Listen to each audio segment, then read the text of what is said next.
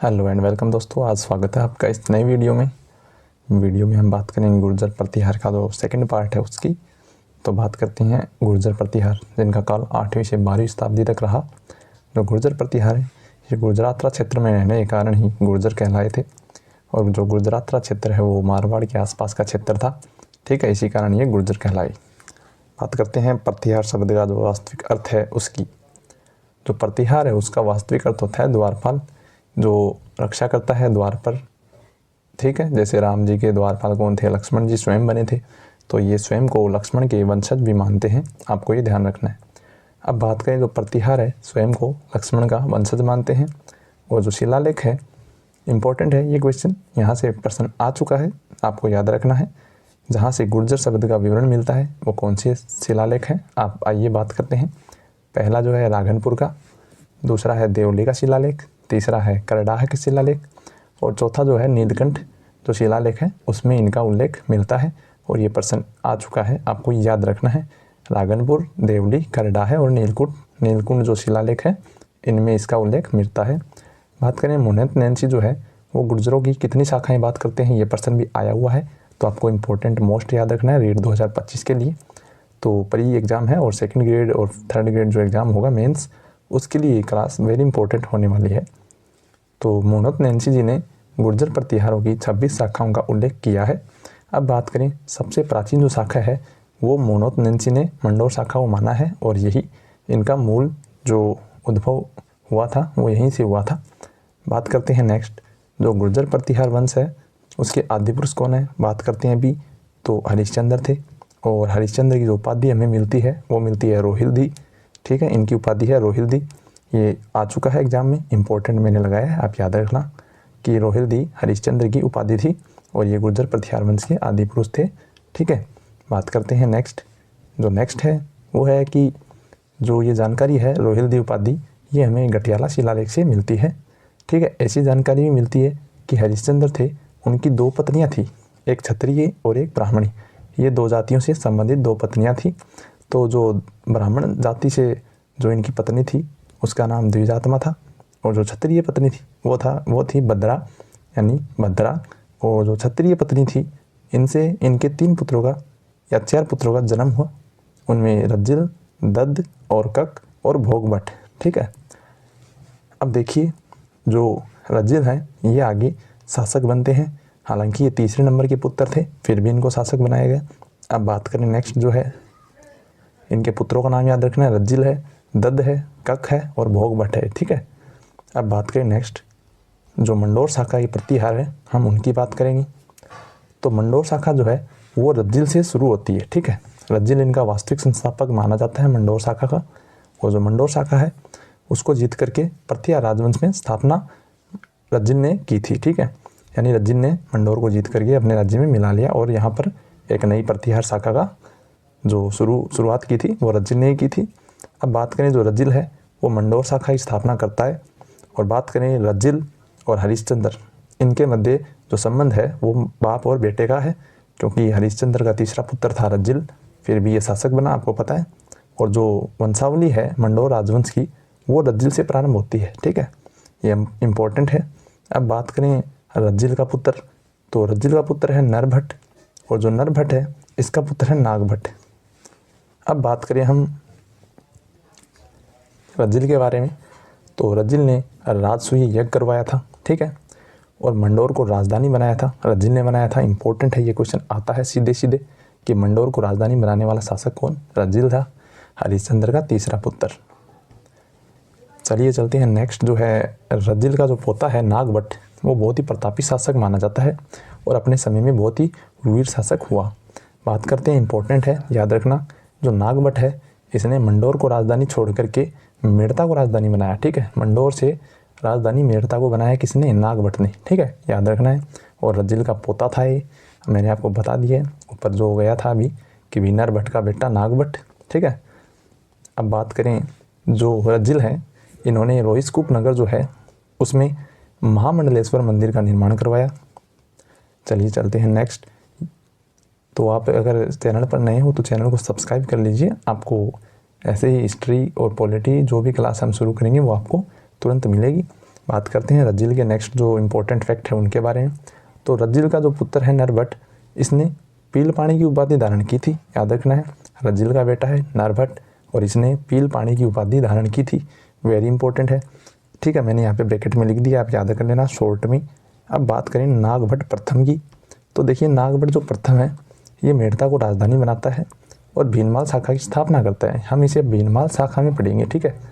अब बात करते हैं नागभट्ट का जो पुत्र है तात और भोज, तो इनमें तात ने राज्य से संन्यास ले लिया और जो भोज है ये राजा बनता है, ठीक है। भोज राजा बनता है, नागभट्ट का पुत्र भोज राजा बनता है।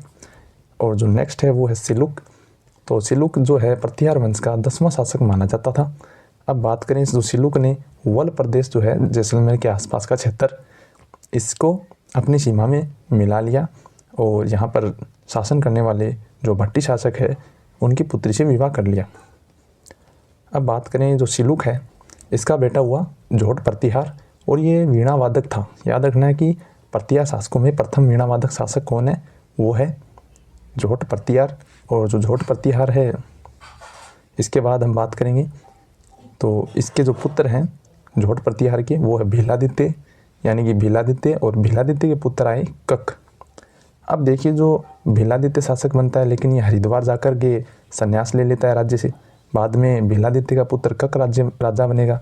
अब जो कक राजा बनता है तो ये इसकी कुछ विशेषताएं हैं, ये कवि भी था, ज्योतिष भी था, व्याकरण ज्ञाता था, ठीक है। याद रखना है प्रतिहारों में सर्वश्रेष्ठ मतलब जो नॉलेजेबल या पढ़ा लिखा विद्वान था वो कक राजा था। तो जो नागभट्ट प्रथम है ये इसका सामंत था। कक कौन था, कक था नागभट्ट प्रथम का सामंत। बात करें जो कक ने बंगाल के धर्मपाल के साथ भी युद्ध किया था और इसने मुंगेर के गौड़ शासक को पराजित किया था।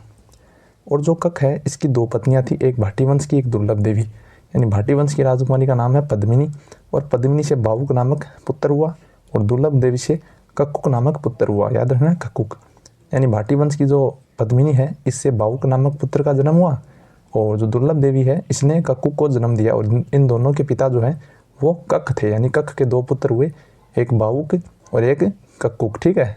याद रखना आपको। अब आगे जाके बावुक शासक बनेगा, ठीक है। अब देखिए सिलुक जो है इसने सिद्धेश्वर महादेव मंदिर जो है ना इसका निर्माण करवाया है। याद रखना है सिद्धेश्वर महादेव मंदिर का निर्माण सिलुक ने करवाया है मंडोर में। अब बात करें जो कक्कुक शासक बना इसके बाद इसे प्रतिहारों का करण भी कहा जाता है और प्रतिहार वंश का जो गटियाला शिलालेख है वो कक्कुक ने ही बनवाया था, ठीक है। याद रखना है। मैं आपको थोड़ा और आगे बताता हूँ, नेक्स्ट पेज पे आएगा बावुक। अब देखिए जो बावुक है या बालक है, इनको बालक भी बोला करते थे, तो इनके शासनकाल में मंडोर में जो राजा मयूर था इसने आक्रमण किया और इसको राजा मयूर को बावुक ने पराजित किया, ठीक है। और 1837 में मंडोर में जो एक विष्णु मंदिर है वहाँ पर एक प्रशस्ति लगवाई थी, किसने, बावुक ने, यानी बावुक ने प्रशस्ति लगवाई मंडोर जो विष्णु मंदिर है उसके अंदर। लेकिन वर्तमान में ये जो विष्णु मंदिर है इसमें से प्रशस्ति हटवाई गई और जोधपुर शहर के दुर्ग में लगवा दी गई है, तो आप यह ध्यान रखना। अब बात करें हम उसकी बात करेंगे हम जो कक्कुक था इसने 2 शिलालेख लगवाए, एक गटियाला शिलालेख मंडोर में और एक रोहिन स्तूप फलोदी में, ठीक है। तो जो मंडोर वाला शिलालेख है इसमें इसके वीर और दीनों का रक्षक यानी दीन दुखियों का रक्षक न्यायप्रिय बताया गया है इसे। और जो रोहिन स्तूप फलोदी में जो इसने शिलालेख लगवाया 1861 ईस्वी में, इसमें इसने क्या बताया कि जो ये है कक्कुक इसने रोहिन स्तूप से आभीरों को निकाला, ठीक है। रोहिन स्तूप से आभीरों को निकाल के वहाँ पर महाजनों को बसाया और महाजनों ने व्यापार को बढ़ावा दिया, यानी कि कक्कुक के शासनकाल में व्यापार को काफ़ी सहायता और वृद्धि मिली, ठीक है। और कक्कुक की जो लोकप्रियता बताई गई है मंडोर जोधपुर शिलालेख से बताई गई है कि ये काफ़ी लोकप्रिय था। अब जो कक्कुक है उसके बाद मंडोर में जो प्रतिहार हैं उनके बारे में जानकारी नहीं मिलती। यहाँ बताया जाता है कि बाद में चौहानों ने अपना शासन स्थापित कर लिया था और उसके बाद जो है ये वंश यहाँ पर समाप्त हो जाता है।